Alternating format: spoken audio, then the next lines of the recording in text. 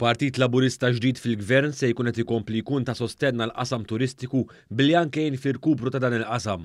Sostna dan il-Prim Ministru mexxej Laburista Robert Abela f'attività politika oħra tal-Partit Laburista bit-tema Malta flimkien bħala parti mill-programm Mawra.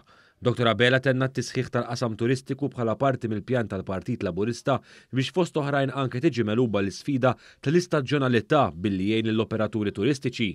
L-ewwel waħda hija dik illi se nkunu qed nagħtu inċentiv ta' taxxa, jiġifieri traħħis tat-taxxa lil dawk l-operaturi ta' stabbilimenti tat-turiżmu illi jagħmlu jew rinnovazzjoni tal-premises tagħhom jew jagħmlu investiment fl-istabbiliment tagħhom. Hemmhekk se nkunu qed nitkellmu dwar traħħis ta' 30% tal-ispiża, jiġifieri jekk inti infaq tal-argument €100,000 f'dik l-ispiża ta' rinnovar se tkun qed tingħata tax credit ta' €30,000. Dik hija miżura saħħitha ħafna.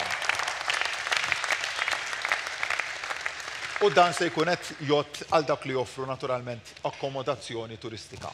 It-tieni proposta illi narawha fil-kuntest partikolari tal-lum rilevanti hija dik li se nkunu qed ngħinu bi skemi lill-settur tat-turiżmu biex jilqa' għax-shoulder months. Jiġifieri inti shoulder months huma dak ix-xhur fis-sena fejn b'mod naturali t-turiżmu ikun fl-anqas punt b'saħħtu tiegħu. Di rajnija waqt il-pandemija, kienet xi ħaġa li tallimniha waqt il-pandemija li kruċjali li f'dak il-shoulder months jew f'dak ix-xhur li jkunu normalment assoċjati ma' wasliet anqas tat-turiżmu nagħtu dak l-inċentivi biex kemm jista' jkun nattiraw turisti lejn pajjiżna. Il-Prim Ministru tkellem ukoll dwar is-suġġett tad-dimensja hekk kif spjega proposti biex jiġu mejjuna dawk li sfortunatament ibatu mid-dimensja.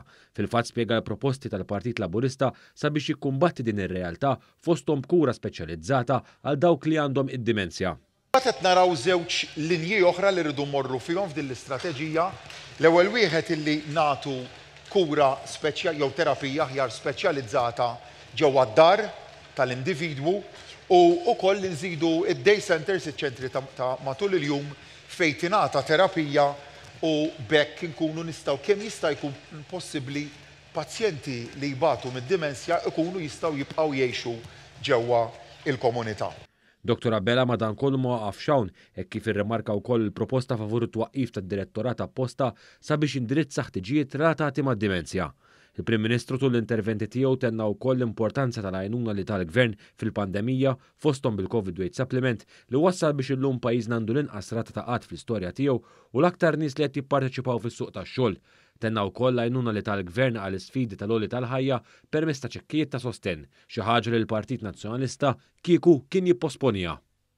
U tieħu pjaċir meta tara pensjonanti fost oħrajn u ħaddiema wkoll illi jgħidulek kemm ħadu pjaċir biċ-ċekkijiet illi rċevew, min irċevihom illum, min irċevihom il-bieraħ, min irċevihom fil-ġurnata ta' qabel, u tara kemm dawn iċ-ċekkijiet kienu importanti. L-ewwel nett it-tax refund hija xi ħaġa li aħna din nagħtu ta' kull sena. Imma mbagħad iċ-ċekk addizzjonali ta' stimolu tara kemm kien kruċjali li jintbagħat issa. Issa ħadd ieħor qed jgħidilna politika tal-gimmicks u qed jgħidulna illi biraħ kelli dibattitu mal-kap tal-oppożizzjoni u qal eżempju ta' governanza ħażina dan għax batna iċ-ċekkijiet.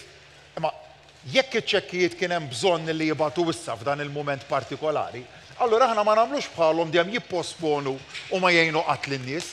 L-għajnuna kienet meħtieġ issa u tajnija issa.